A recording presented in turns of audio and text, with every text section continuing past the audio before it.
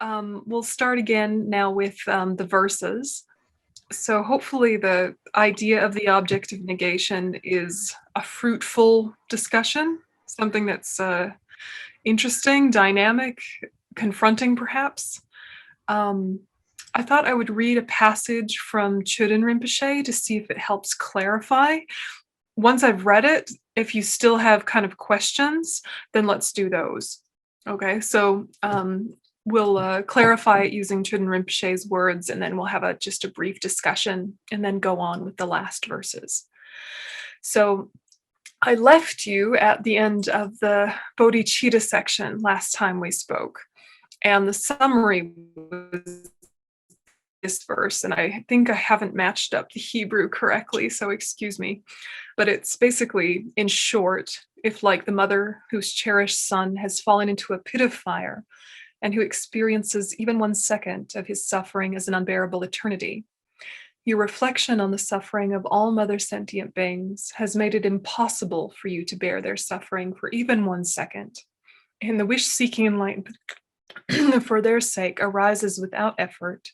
Then you have realized the supreme precious mind of enlightenment. So when you're feeling this way about everyone, all the time, spontaneously, without effort, then you have actual bodhicitta and you're an actual bodhisattva. And that kind of gives you a drive to even more want to get out of samsara so you can be of more use. So without the wisdom realizing ultimate reality, even though you have generated renunciation and the mind of enlightenment, you cannot cut the root cause of circling. Therefore, attempt the method to realize dependent arising.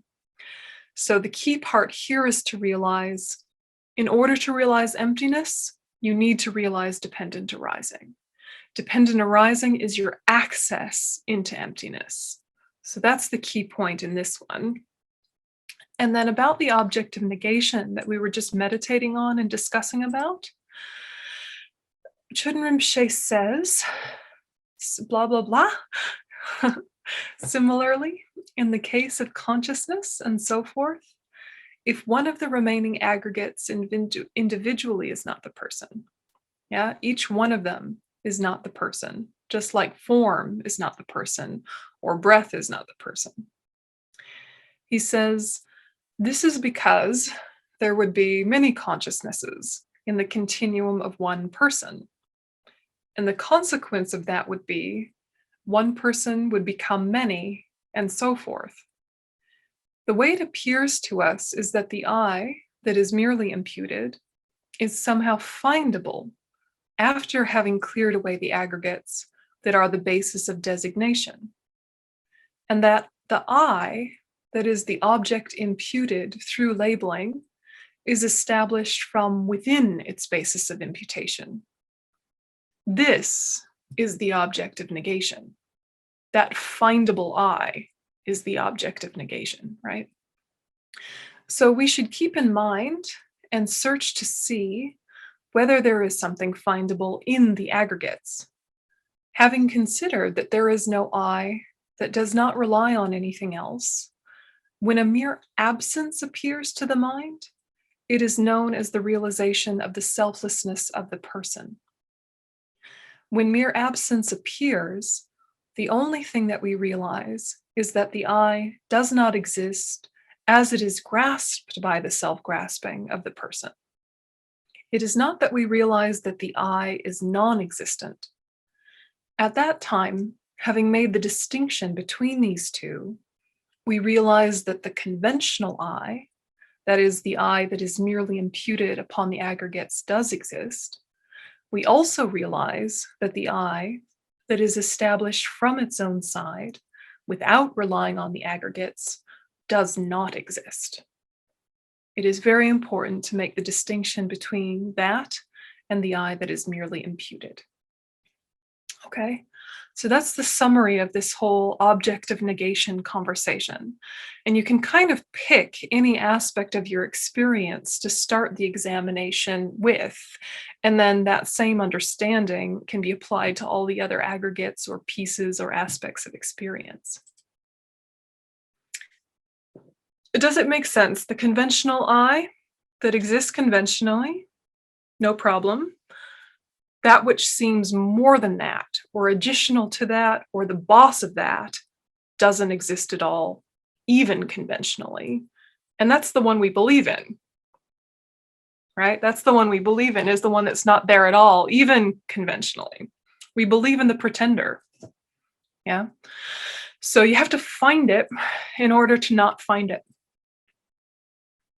What are your thoughts about that? Having kind of done the meditation and discussed it a bit, this whole premise of find the not finding, how did it go? Both Nitsan and I had discussed the in order to find the negation of something, it's necessary to go through it very deeply. Yeah. And I also once saw what's his name? I was forgetting his name. I saw a talk on the FPMT-Israel channel where he said that if we look for anger, the root of anger in ourselves, it doesn't actually exist. But which means that you have to shuffle through all of that anger to get to the non-existing part and to let it Exactly. dissolve. Beyond that's what I managed to understand, but beyond that, it was a very confusing piece that we just read. So Yeah, it's confusing in every language. It's even if you have the best translator in the world speaking in your preferred vocabulary, it still would be a little confusing. The simplest explanation is to think that we feel and we experience more than what is actually there.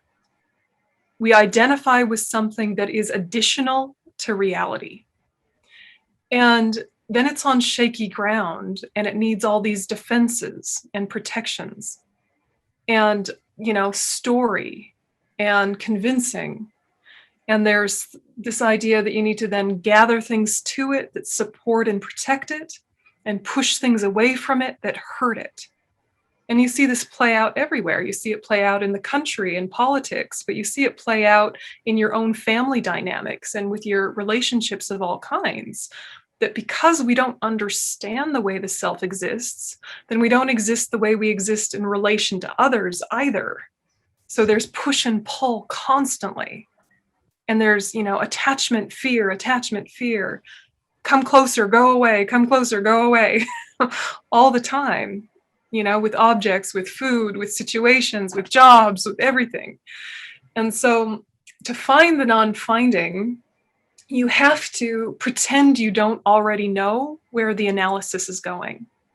You have to be careful not to outsmart yourself. So you know that there's no inherently existent self because you studied that, but you don't know that there's no inherently existent self, right? And so in order to really feel it, you have to make it come up. So you use praise, criticism, or danger. Yeah. Praise, criticism, or danger. You can use other ways as well, but you need to kind of escalate or amplify your I experience more than when you're just having a casual conversation and feeling relaxed. Because when you're feeling relaxed, the I is not shouting its existence so obviously. So I think that it can be useful to use the breath because that's a kind of universal human experience. If you were suffocating, the I would be very prominent. I am suffocating. I am dying. I can't breathe. That real fear would arise. Even if you just looked at the fact that the breath is just the body and you're not the body, and the breath isn't even just one thing. Even after having just done that analysis seconds before, still there's identification with it. And so it's very interesting. So you get it to appear, and then you, a little bit like a cop show interrogation, you have the I there as the perpetrator of all the trouble, and then you become your own detective and you question it. And you say, prove it. You say you exist as you are. You say so. Prove it. Where? How? Which one? Show me. But if you're too aggressive, if you're bad cop instead of good cop, then the I will run away and say, no, no, no, I never said I was inherently existent. No, no, no, that was just a bad day where for a minute I did, but generally I don't. So you can't go in with your interrogation with bad cop energy. You have to be good cop that says, look, I know it really feels like you seem that way. Yeah. Oh, yeah. Do you want some coffee? You want a snack? Yeah. Oh, yeah, of course. Understandable, everything you've been doing. Understandable. So where were you the night of blah, blah, blah, blah, blah, blah, when you yelled at your girlfriend or whatever, right? And so, you have to do this like gentle prodding, and then it kind of dissolves into dependency rather than dissolving into nothing. Yeah, it dissolves into interconnection.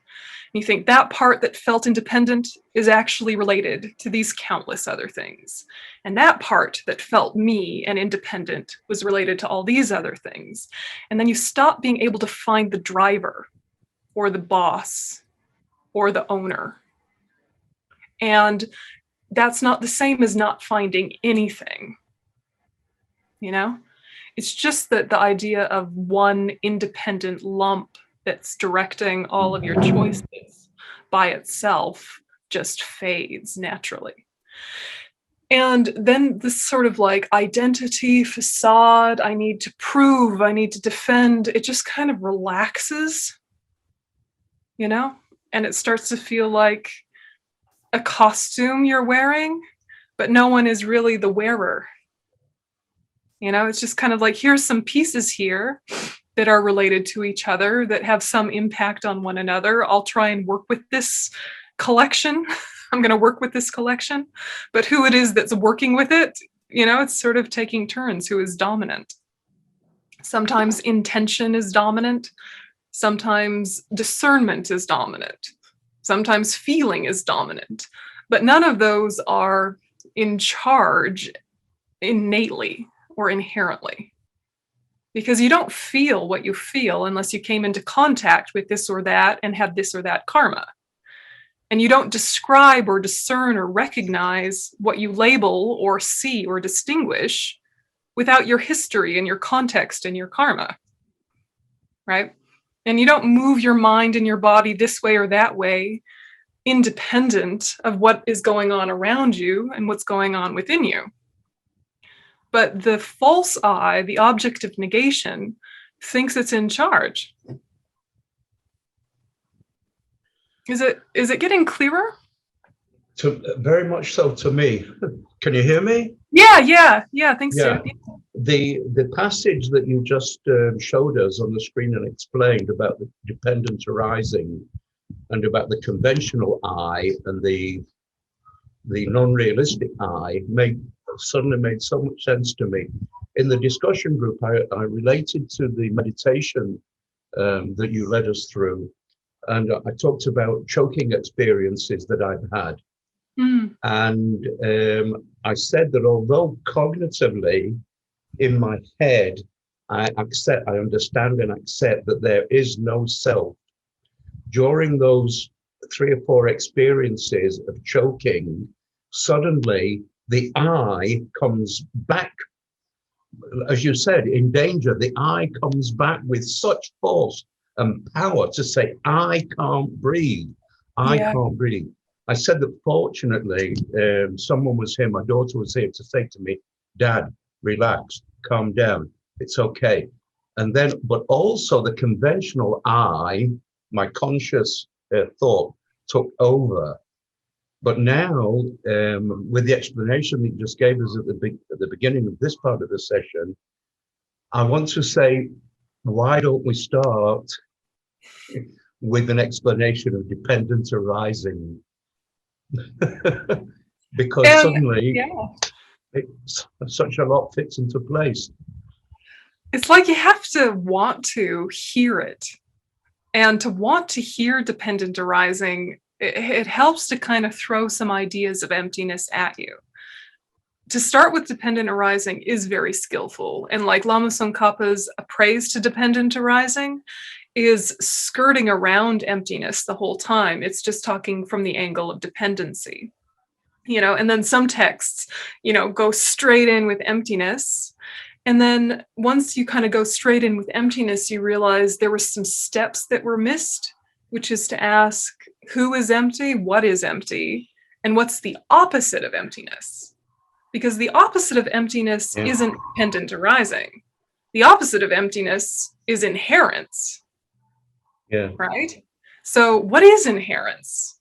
And then you look for that sense of inherence or intrinsic, or self-creating, self-perpetuating, etc. So it's like the opposite of emptiness is not dependent arising. The opposite of emptiness is inherence. And that is the problem that emptiness dispels. But in order for emptiness to dispel it, we have to access why things are empty. So dependent arising is why things are empty. It's the reason for their emptiness. Yeah, they're empty because they're dependent. So, kind of like you start where you start, and then you have to plug in the other pieces. Okay. Yeah, but yeah, so starting with dependent arising can be a good approach for sure. And then, of course, a lot of our teachers just kind of throw us in the deep end and see what happens, and then they tidy us up afterwards. They're like, let's just see. Off you go, kid. Yeah, it's quite interesting. So I'm gonna yeah, you're welcome. And I'm gonna drill in just in like one or two other verses, and the rest will go through kind of quickly because we don't have tons of time, but please keep discussing it. And I think that that commentary by Chöden Rinpoche, An Offering Cloud of Nectar, is such a good commentary because it goes verse by verse.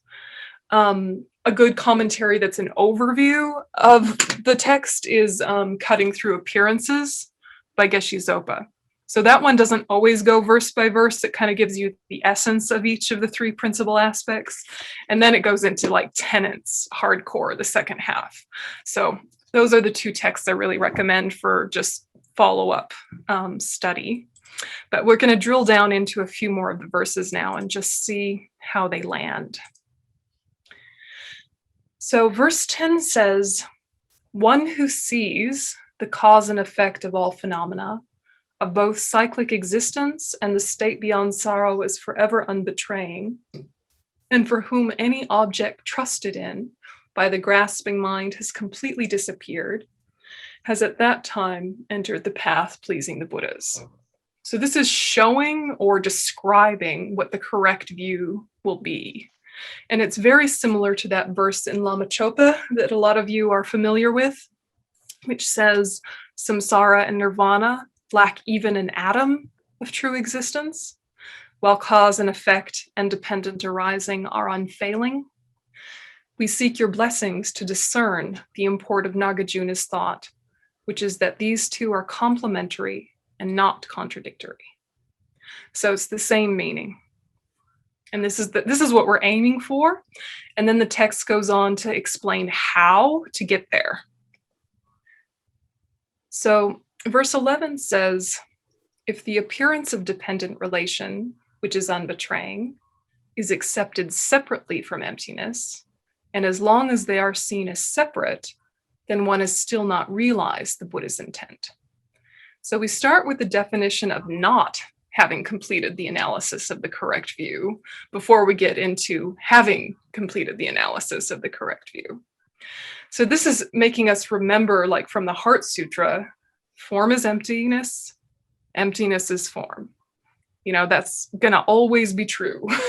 So don't lose one side of it.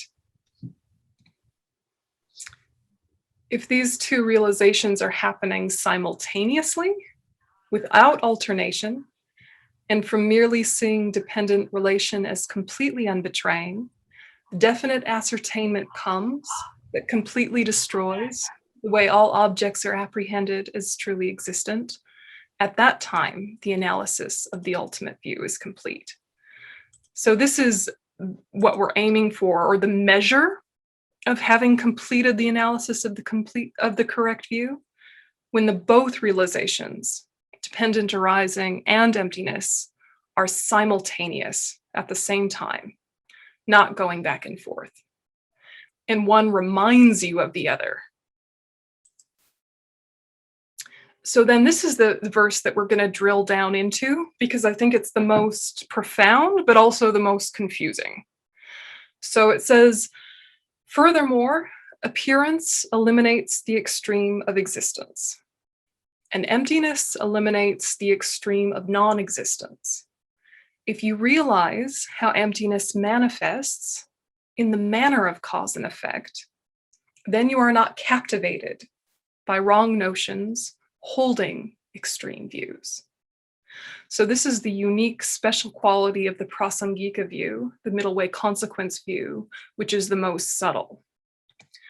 So avoiding extremes is done through negating or canceling, contradicting, disproving, I can't pronounce the Hebrew, these two main errors. So the extreme of existence, you negate the extreme of permanence, which refers to eternalism.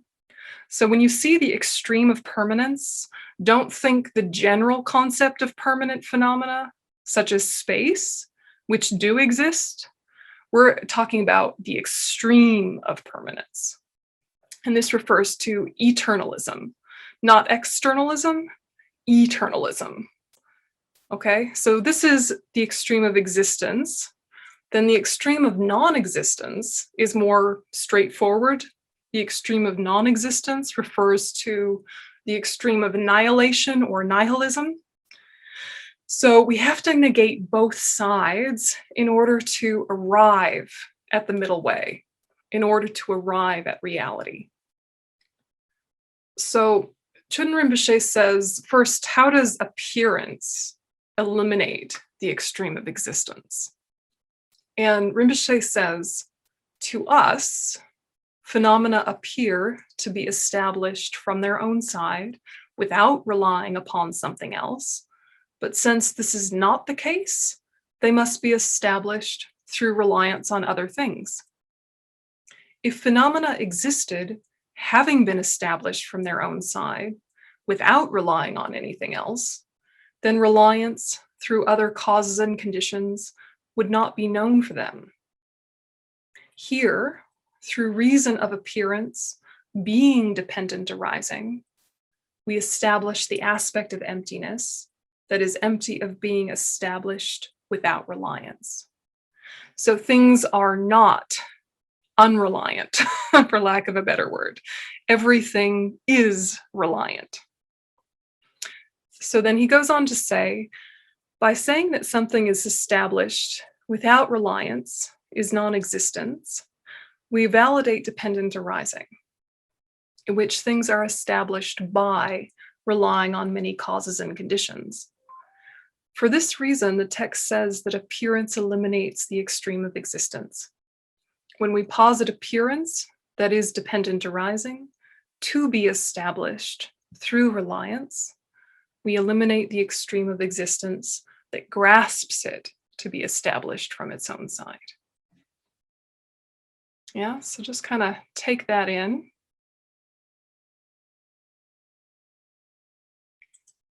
And then the other side, emptiness, eliminates the extreme of non-existence.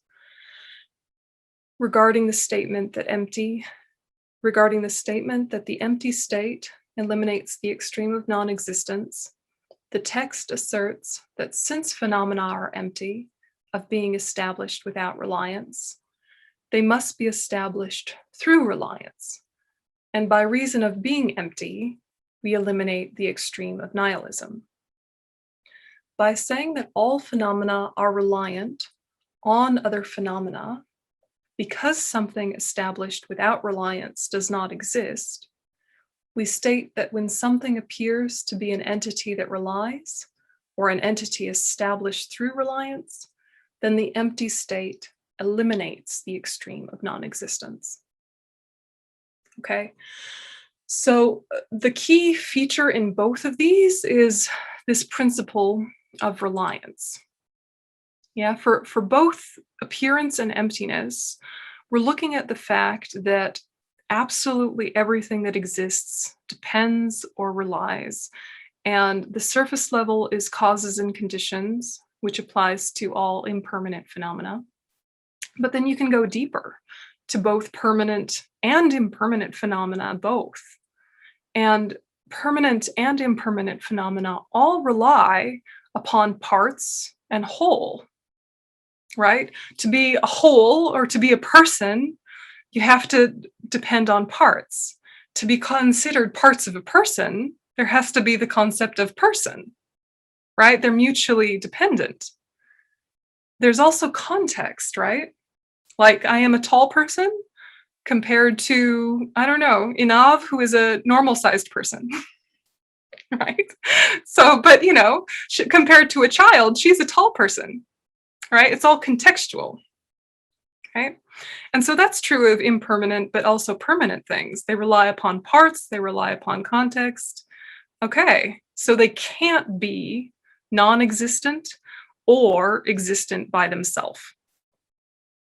And then deepest is everything is dependent upon a basis of designation, which has been validated by worldly convention, by valid cognition analyzing the ultimate, bigger discussion there, obviously, but a valid basis and a mind's imputation or a mind's labeling. And that's the subtlest, and that applies to everything. So when we're looking at appearance eliminates the extreme of existence and emptiness eliminates the extreme of non-existence, it almost feels like it should be stated the other way, right? It almost feels like it should be saying appearance eliminates the extreme of non-existence because look, they appear, right? And emptiness eliminates the extreme of non-existence. What? But empty, what? And what Lama Tsongkhapa is doing is making us go through some mental gymnastics to help us hit that point from another angle. And so it's going to take some thought, and it's going to take, you read it, and then you just go, okay, what? And you just have to think about it. And so in your next discussion group, really do kind of discuss how does that work, and look at the commentary again, and just kind of feel it out. And slowly, it'll get clearer. But this is a really powerful text and a very short and pithy text that would be very useful to read every day or once a week and just kind of keep these ideas fresh and alive in your mind. So we got to call it a day because we've got short sessions to keep it kind of vibrant and pithy. But I hope that you guys keep talking about it because they're really important concepts. And if you get stuck on a question that no one really knows the answer to, and everyone is really sharing the confusion, work on getting the question as tidy and simple and precise as you can, because then you can give it to the next teacher who's teaching. And those are the kind of questions we love the most, because it's not full of, here's all the context about why I have this question, and here's all of my emotions around the question. It's just the question in its most essential form, which means you're probably going to get the clearest answer. And so it's a really good discipline to get your questions more and more refined and sharpened, rather than feeling like you need to get an answer or finish an answer or have a solution. Work on getting really good group questions together, because then you can really put your next teacher on the spot, whether it's me or somebody else or one of the Geshis. So may the force be with you. Now we'll dedicate. May the supreme jewel bodhicitta that is not yet arisen arise and grow. And may that which has arisen not diminish, but increase more and more. May the precious view of emptiness that is not arisen arise and grow. And may that which has arisen not diminish, but increase more and more. The wish-granting, wish-fulfilling jewel, source of every single benefit and happiness in this world, the incomparably kind, supreme Tenzin Gyatso, may you have a long life and all your holy wishes be spontaneously fulfilled. Tenzin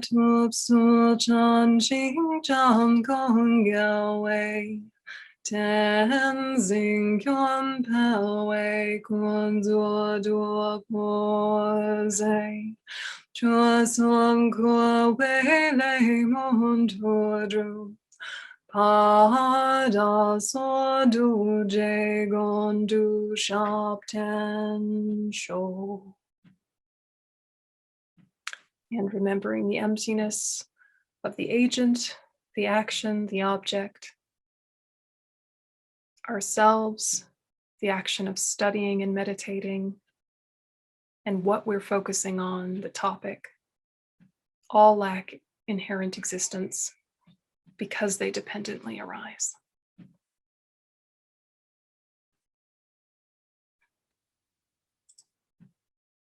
Okay.